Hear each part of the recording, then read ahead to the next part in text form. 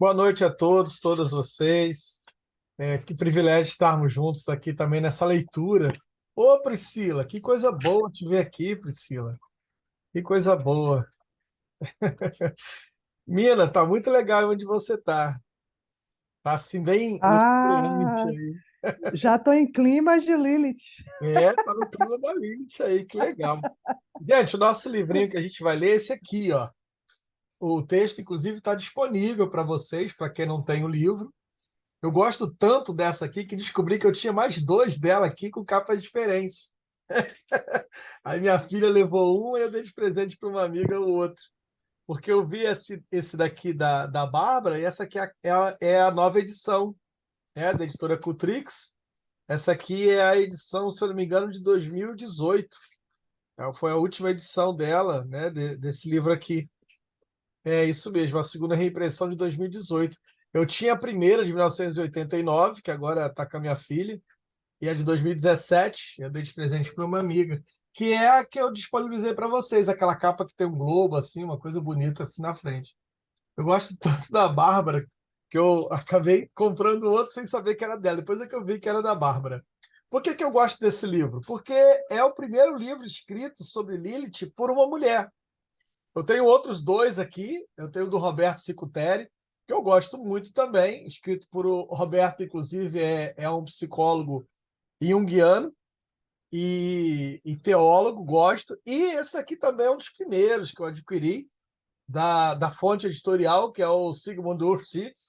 Gosto muito desse aqui porque o autor, além de ser também psicólogo junguiano, ele é um profundo conhecedor da mitologia hebraica. É um judeu, né? Tem um conhecimento profundo da mitologia hebraica. Então, a gente vai estar fazendo uma leitura de Lilith. Eu vou entremeando também é, esses outros autores, mas a nossa autora especificamente é essa aqui. Lilith, ela é um livro, né, para a gente começar numa introdução. Lilith é uma personagem é, extremamente importante para quem trabalha com pautas feministas, porque ela é a resistência ao patriarcado. Né? Lilith é a resistência ao patriarcado. Ela é aquilo que aponta no Talmud o feminino desvalorizado. Então, a Lilith não está na literatura tradicional, né, do Gênesis, Êxodo, Levítico, Deuteronômio. Você não tem a Lilith ali na literatura tradicional. Ela vai aparecer numa literatura tardia, né, na literatura talmúdica. Então, o Talmud é uma literatura tardia, né? O Talmud é uma literatura que vai surgir ali por volta dos 400 anos antes de Cristo. Então, ela faz parte da mitologia mesopotâmica, ou o que a gente vai chamar de uma mitologia sírio-fenícia. Ela vai surgir nesse período, né, como parte de uma mitologia sírio-fenícia, numa releitura que se faz dos textos patriarcais, principalmente os textos do Hexateuco. Então, numa leitura do Hexateuco, a Lilith vai surgir, né, como essa figura sedutora, principalmente a partir do judaísmo talmúdico rabínico, em que o feminino vai ser percebido sempre como algo ameaçador. Então, assim, quando a gente está fazendo essa leitura veterotestamentária, a leitura do Antigo Testamento, ela é muito importante saber qual o autor que a gente está lendo no Antigo Testamento.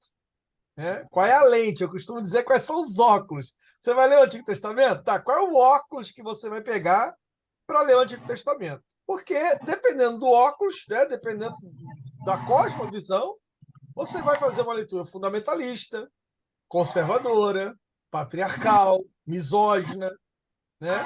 Porque numa leitura histórica, quando a gente vai fazer uma leitura sócio-histórica, o hexateuco, o que é o hexateuco? Os, o hexateuco são os 6 primeiros livros da Bíblia. Nos 6 primeiros livros da Bíblia, né, a Gênesis, Levítico, Número, Deuteronômio e Josué, né, é um corpo fechado. Costumamente se fala Pentateuco, mas na teologia crítica histórica nós chamamos hexateuco, porque Josué faz parte desses corpos, né? finaliza com o povo entrando em Canaã. Então, no Hexateuco, a mulher ela é uma figura subalternizada. Uma das características principais do Hexateuco é que Deus, Javé, não fala com mulheres. Então, a figura de Javé, ela aos poucos vai se masculinizando.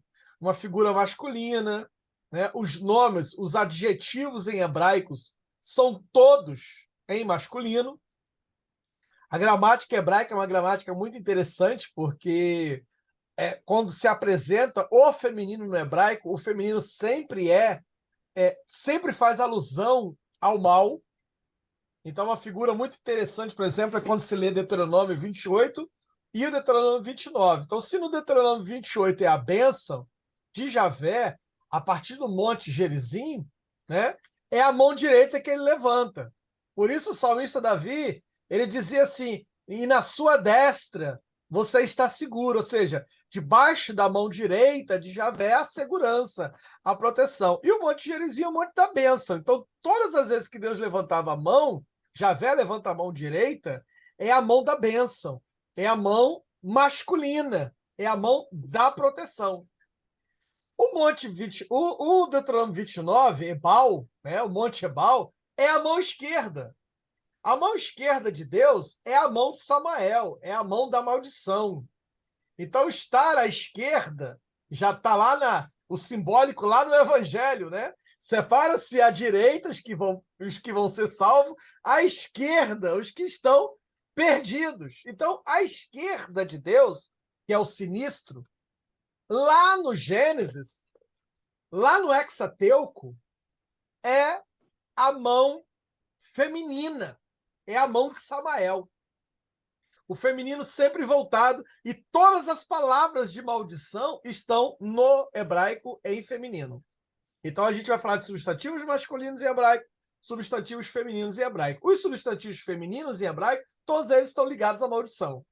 Os substantivos masculinos em hebraico, todos eles ligados à bênção. Então essa é uma característica da língua hebraica, do próprio idioma hebraico, né? Quando a gente fala sobre pautas feministas, quando a gente fala sobre pautas LGBTQIA+, a gente sempre vai falar que o idioma ele nunca é neutro.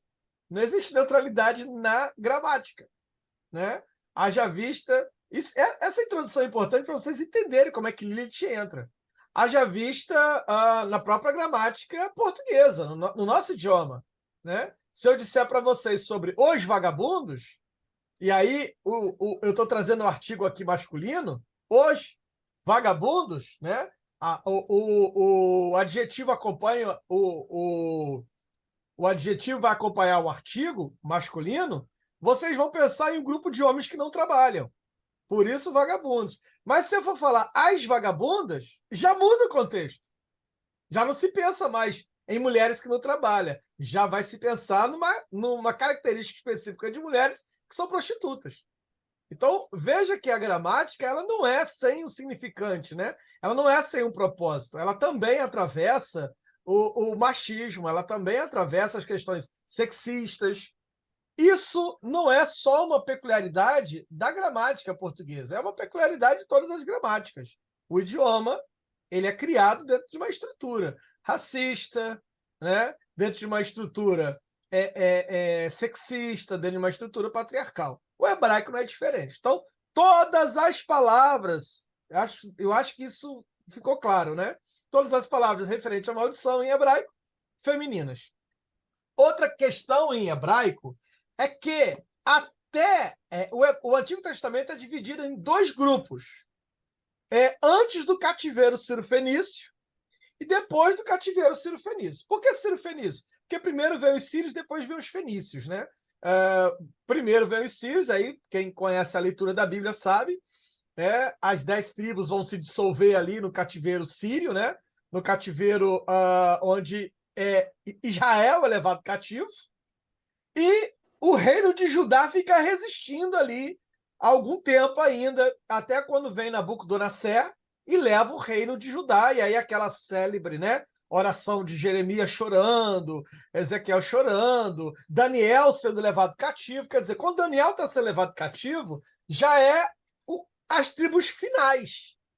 que é os judeus. Então você vai ter o reino do norte, né? Na morte de Davi e na ascensão de Salomão, o reino se divide. Quando Salomão morre, o reino se divide. O reino do sul e o reino do norte. O reino do sul, Israel. O reino do norte, Judá. Então são dois grupos que se dividem. Daí que os judeus, oriundos, né, de Judá, e os samaritanos, oriundos dessa mistura dos sírios. Por isso que, na época de Jesus, judeus e samaritanos não se falavam, porque os judeus ainda tinham aquela ideia de serem puros, enquanto que os samaritanos tinham sido contaminados. Essa contaminação é uma contaminação interessante, porque ela se dá a partir do estupro. Olha que coisa, né? Ela se dá a partir do estupro. Então, as mulheres judias foram estupradas pelos sírios e os homens foram levados escravos. Dessa forma, a raça, né, judia não se torna mais pura. Os judeus, então, expurga os samaritanos. Olha, são misturados, não são judeus.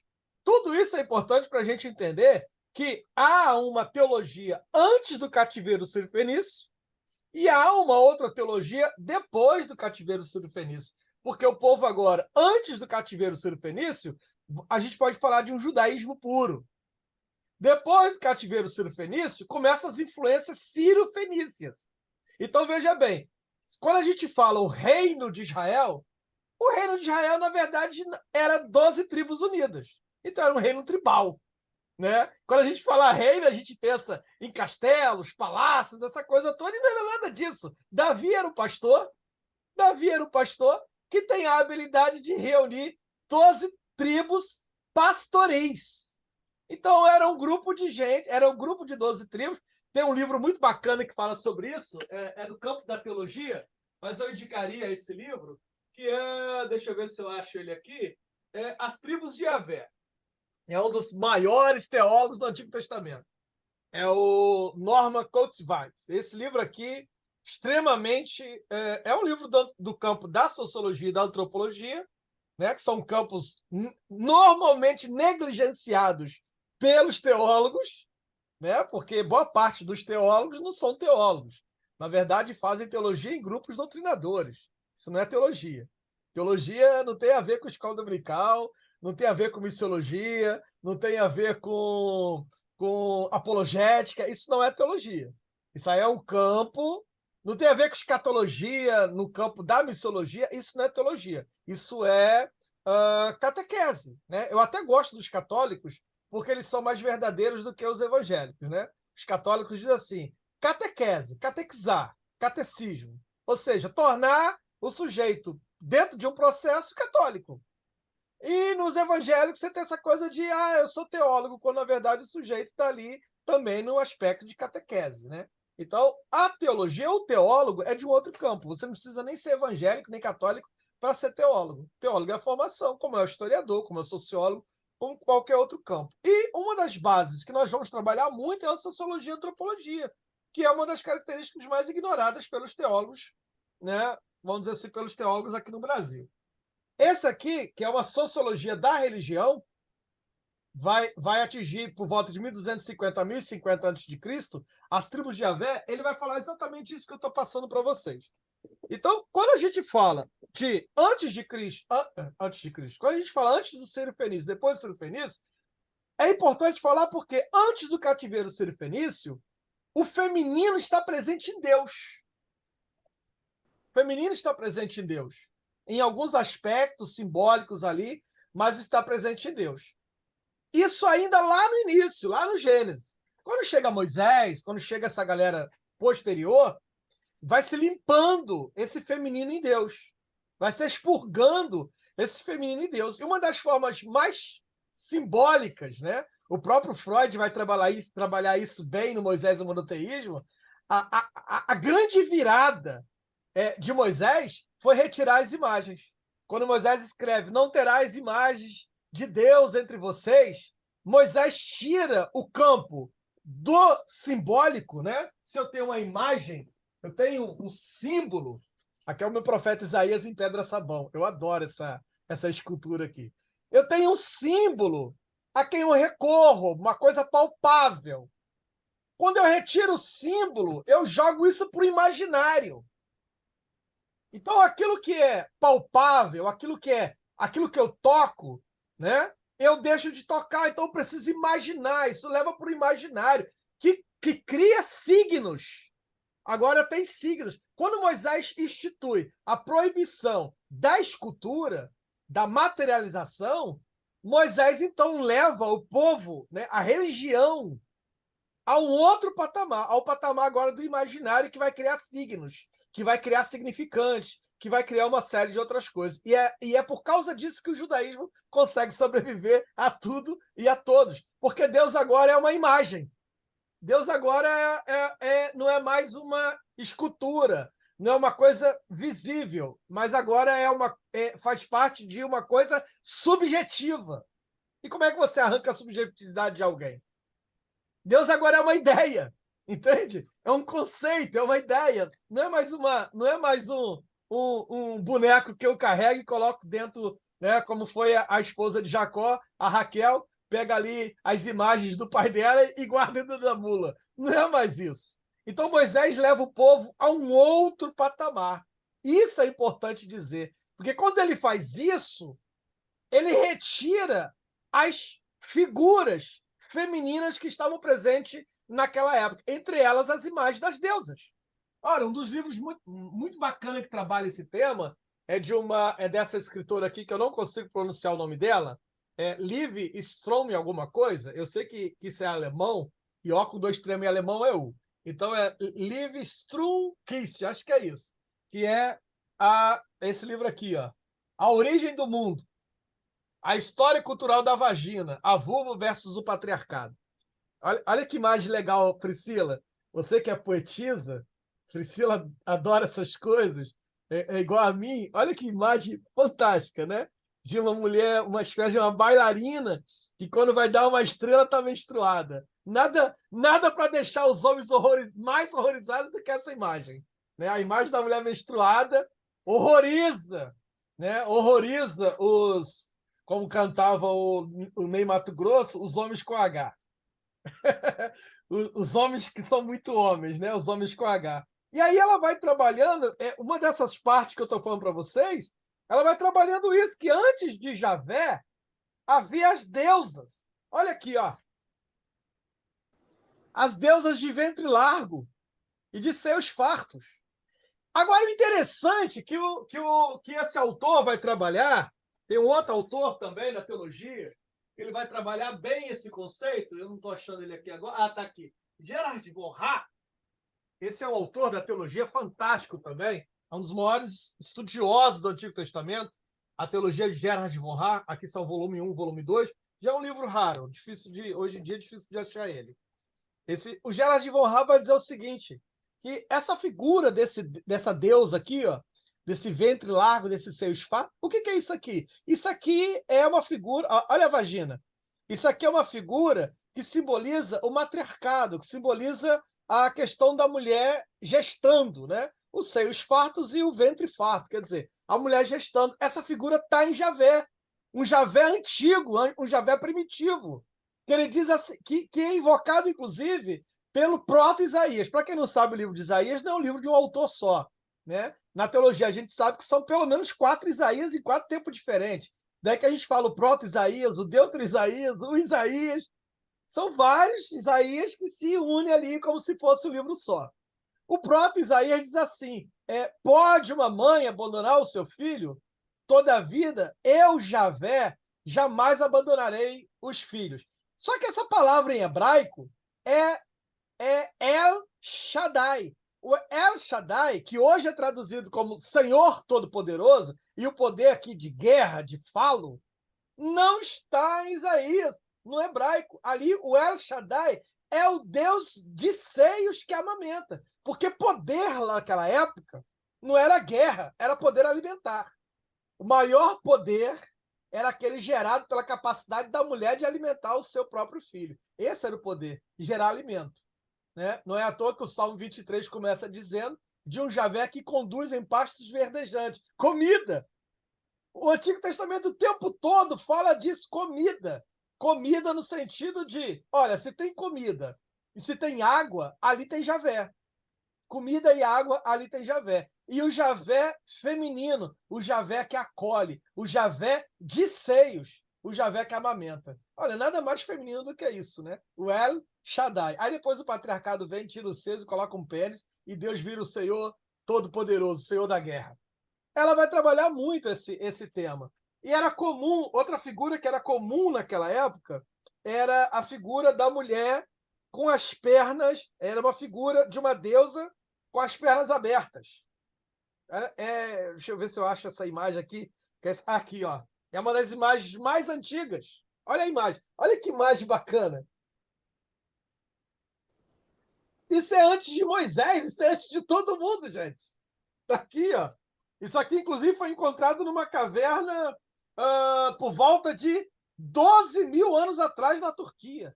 12 mil anos atrás na Turquia, ou seja, 7 mil anos é Stonehenge. Então, muito mais velho que Stonehenge, muito mais velho que a Bíblia, muito mais velho que Gênesis, muito mais velho que tudo isso.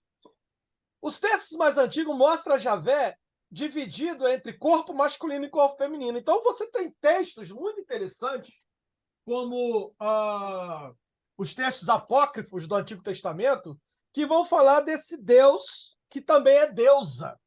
Desse Deus que também é deusa. Na medida que o patriarcado vai se estabelecendo, algumas coisas vão sendo modificadas. Uma das coisas mais fantásticas, Leila, que o patriarcado coloca e impõe, é retirar, inclusive, da mulher a capacidade da maternidade. Ora, se Eva é a mãe de todos os viventes, porque é assim que é colocado lá no Gênesis, se a Eva, Leila, é a mãe de todos os viventes, ela mesma é oriunda de uma outra mulher. Ela é parida pelo Adão. Então veja que no Gênesis, né, o patriarcado amarra de um jeito que Javé faz uma cesárea no Adão e retira do Adão a Eva. E as mulheres leem isso e aceitam de uma boa. No Gênesis, o primeiro homem, o primeiro ato de parir vem de um homem e não de uma mulher. E aí, Márcia? Como é que você dorme com esse barulho? Primeiro ato de parir vem de um homem. Fazendo mais barulho. Fazendo mais barulho. Porque daí, a partir daí, começa o processo de subalternização do feminino. Só que olha que coisa interessante. Os teólogos dizem o seguinte, que quando os textos foram escritos, não foram escritos por Moisés. Tem uma tradição oral. Vão ser escritos lá por volta de 400, 300 anos antes de Cristo. Quer dizer, Moisés já tinha virado poeira há muito tempo. Vão ser escritos pelos maçoretas, que vão pegar essa tradição oral e vão transformar isso em registro escrito. Até então era tradição oral. O problema, Márcia, é que você tinha muitas testemunhas dessas tradições orais. Né? Uma coisa é a história que meu pai contou para mim, hoje eu conto para o meu filho, mas meu pai ouviu da minha avó. Então eu tenho aqui uma tradição antiga, a avó, o pai, eu, meu filho, e aí já diz que quem conta um conto acrescenta um ponto. Então tem as modificações. Uma coisa é a vovó contando lá atrás, outra coisa é meu pai contando um homem, com outras vivências, né? Naquilo que Conceição Evaristo vai chamar de escrevivências. Cada vez que alguém vai contar uma narrativa, coloca nessa narrativa as suas próprias experiências, as suas próprias vivências, né? Então, não é diferente das narrativas bíblicas também. Quando os maçoretas, né, os primeiros escribas, lá da escola de Esdras, quando eles sentem a necessidade da escrita, porque o povo está se dispersando, é a grande diáspora, o povo está se dispersando, então é preciso agora, o povo agora é o povo da escrita, é a partir daí que o povo da tradição oral passa a ser o povo da tradição escrita. Então a gente precisa escrever, mas vamos escrever como? Ora, vamos reunir os contadores de história. É assim, gente, os contadores de história, que na teologia a gente chama de as tradições, as escolas tradicionais, que naquela época as mais fortes eram 4. Quais são as 4 fontes da escrita do Antigo Testamento? A fonte javista, que é chamada fonte J, a fonte eloísta, que é chamada a fonte E, a fonte sacerdotal, que é a fonte P, porque é grego, né? Então sacerdote é PH, e a fonte deuteronomista, a fonte D. Então são 4 fontes. São 4 grupos históricos, são 4 grupos de contadores de história, onde cada um tem uma versão diferente de um texto. Por isso que quem lê o Antigo Testamento está familiarizado com repetições do mesmo texto. Você pega e fala, mas peraí, Samuel, Crônicas está repetindo Samuel, e também está repetindo o livro de Reis. Então a mesma história está em Samuel, está em Crônicas e está em Reis, mas não está escrita da mesma maneira. Olha, tem 2 narrativas do dilúvio, onde na primeira é 40 dias, na outra aumenta.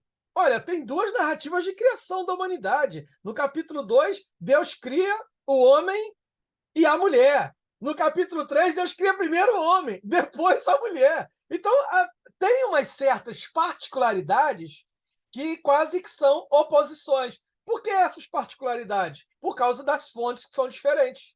Né? É como se fosse 4 testemunhas para o mesmo evento. Tem a Claudete, a Leila, a Márcia e a Priscila. E eu quero escrever sobre o acidente que a mina passou. Aí eu falo, Márcia, como foi o acidente? Olha, a Márcia viu a partir de um determinado ponto, a Priscila a partir de um outro, a Leila daqui e a Silvia de outro.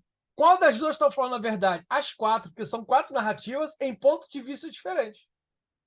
Então eu preciso criar o cenário a partir dessas 4 narrativas. Aquilo que é comum às 4, eu vou escrever de uma vez só. Aquilo que diverge, eu vou colocar divergência nas 4. Entende? Porque o ponto de divergência tem a ver com um outro olhar sobre isso. Um outro olhar sobre isso. Agora, deixa eu explicar para vocês uma coisa interessante.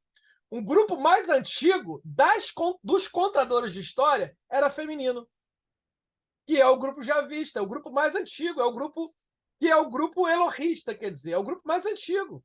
Existe, por isso que quando você vai pegar Bíblias mais antigas, ora se fala Javé, ora se fala Elohim.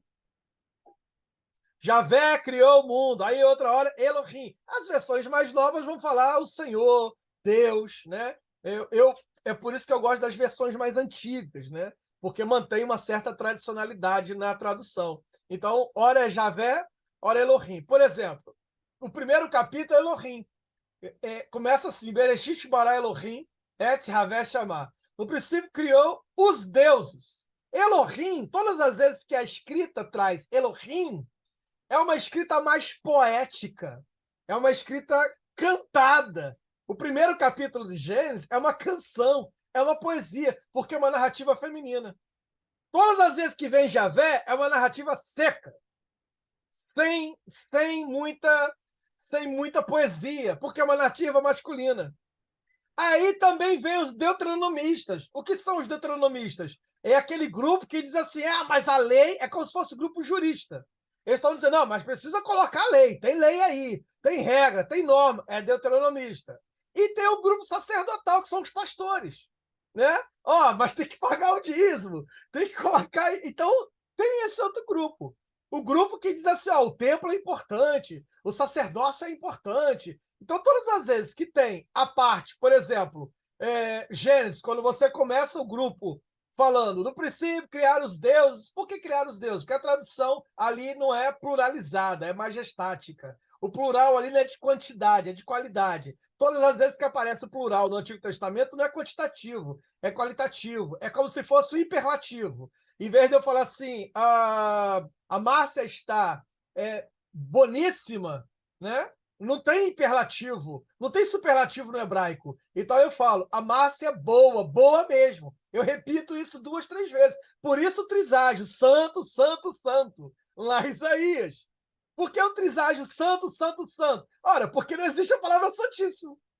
Isso em hebraico não existe. Esse hiperlativo não existe. Então, o plural, a repetição, o triságio, nunca é quantidade, sempre é qualidade. Veja como é difícil ler o Antigo Testamento. Não é uma coisa fácil. É difícil ler o Antigo Testamento. Da mesma forma, a primeira escrita, o mal e o bem não são oposição, são partes de Deus. O mal e o bem faz parte de Deus. A direita é o bem, a esquerda é o mal. Mas você não vive sem o teu lado esquerdo, nem vive sem o lado direito. As duas coisas fazem parte de um todo. Isso também é importante ler. Daí que tanto Lilith quanto Eva são criaturas de Deus, são divinas.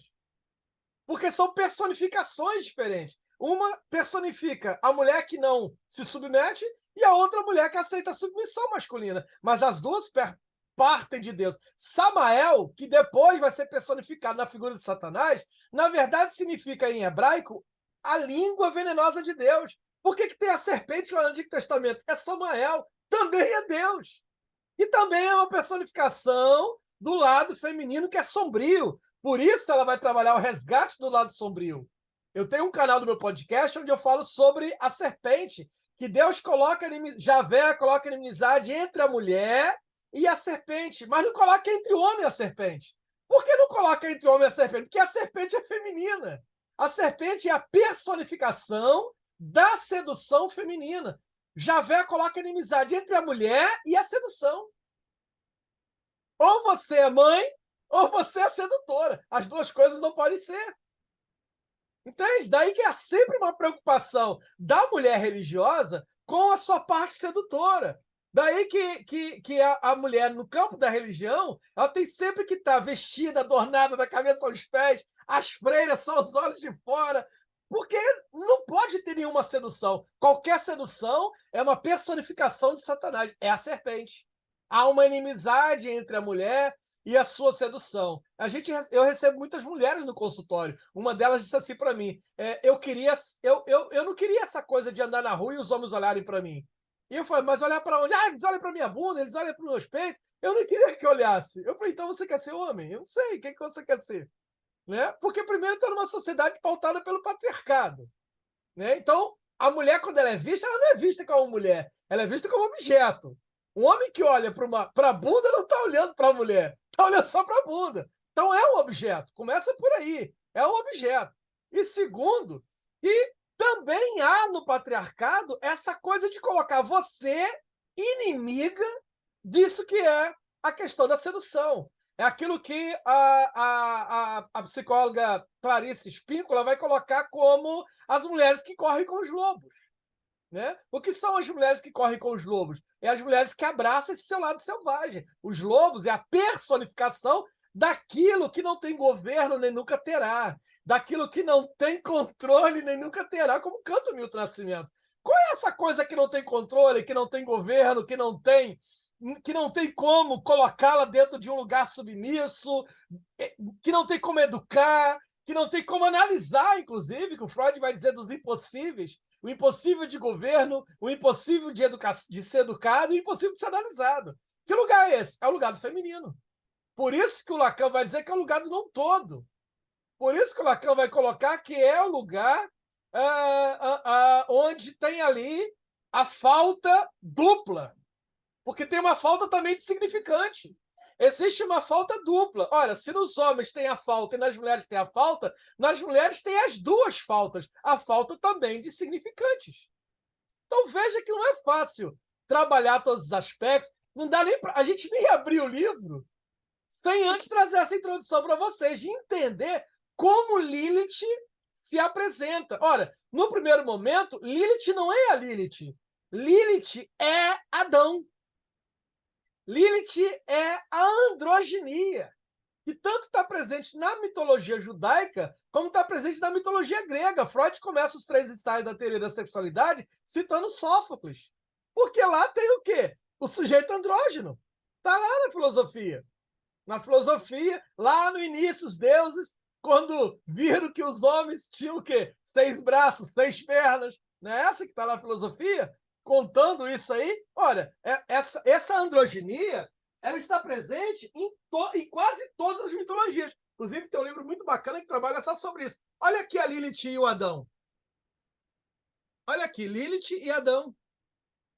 Que não são duas pessoas, é uma coisa só. O masculino e o feminino estavam juntos. Então a mitologia judaica diz que quando Deus fez o homem, fez macho e fêmea, está lá no capítulo 2 de Gênesis. Macho e fêmea os criou. A palavra hebraica é muito gostosa, porque o hebraico não é igual ao grego, cheio de variações. O hebraico, pau é pau, pedra é pedra. Não tem dialética no hebraico. Tanto é que não existe a palavra homem e mulher no hebraico. A palavra é ishi e ishá, macho e fêmea, pontudo e côncavo. Essa é a palavra em hebraico, seca. Pontudo e côncavo. E pontudo e côncavo estavam juntos. Estavam juntos. Era uma coisa só. O texto diz assim: Deus criou o macho e a fêmea. Macho e fêmea os criou. Olha a redundância importante e necessária no hebraico. E disse: dominai sobre o mundo, dominai sobre as criaturas. Esse é o primeiro capítulo de Gênesis. Depois do capítulo 3, que agora é outro grupo narrando, Deus cria primeiro o homem, dá ao homem a capacidade de nomear os animais, o homem experimenta uma solidão, e a partir da solidão masculina é que Deus tira do Adão a Eva. Ora, se no primeira narrativa Adão e Eva é uma coisa só, na segunda, o Adão, o homem, pare a mulher. Do homem é retirado, da cesárea masculina é retirada a mulher. Daí que a mulher não é criação de Deus, é criação do homem. Olha como é que a coisa se modifica. Se na primeira narrativa homens e mulheres são iguais, dominam, têm o mesmo andamento e é um corpo só, na segunda narrativa não. Deus faz o homem e do homem sai a mulher. Então o homem pare a mulher. Essa é a leitura introdutória para a gente entender como a questão da androginia, como esses temas que estão presentes em todas as civilizações, também vão estar presentes no Gênesis. Por que tem o Gênesis? Ora, porque o Gênesis nada mais é do que uma mitologia de criação. Todas as civilizações criaram mitos que a gente vai chamar de cosmogonias. O que são os mitos cosmogônicos? Gente, quando eu falo mitos, outro dia alguém disse assim: eu passo mal sempre que você fala que Gênesis é mito. É que as pessoas nem sabem o que é mito. Mito não é folclore. Folclore, aquela história ilusória, aquela coisa bacana. Mito não é folclore. O mito é uma verdade, mas é uma verdade subjetiva. É uma primeira narrativa humana para se explicar alguma coisa metafísica. Então, o mito é uma verdade. Entende? O mito não é um folclore. O mito é uma verdade psíquica, uma verdade subjetiva. Por isso, o resgate dessa verdade. Né? Quando a Clarice Spícola escreve Mulheres que Correm com os Lobos, ela vai na mitologia da Baba Yaga, na mitologia da Larroeceira, né? As mulheres que se ressuscitam a partir dos ossos sequíssimos, a Baba Yaga, a bruxa profunda que se alimenta de meninas, crianças, né? Do infantil na mulher. Quer dizer, são esses mitos que produzem, que têm uma verdade. Ora, também há uma verdade no Gênesis. O Gênesis também vai trazer essa mitologia cosmogônica, ou seja, a mitologia que primeiro vai explicar como o mundo surge, como as coisas surgem. O Gênesis está fazendo ali, primeiro, uma resposta a todas as outras civilizações que estão ali no seu entorno, os mesopotâmicos, os egípcios, né?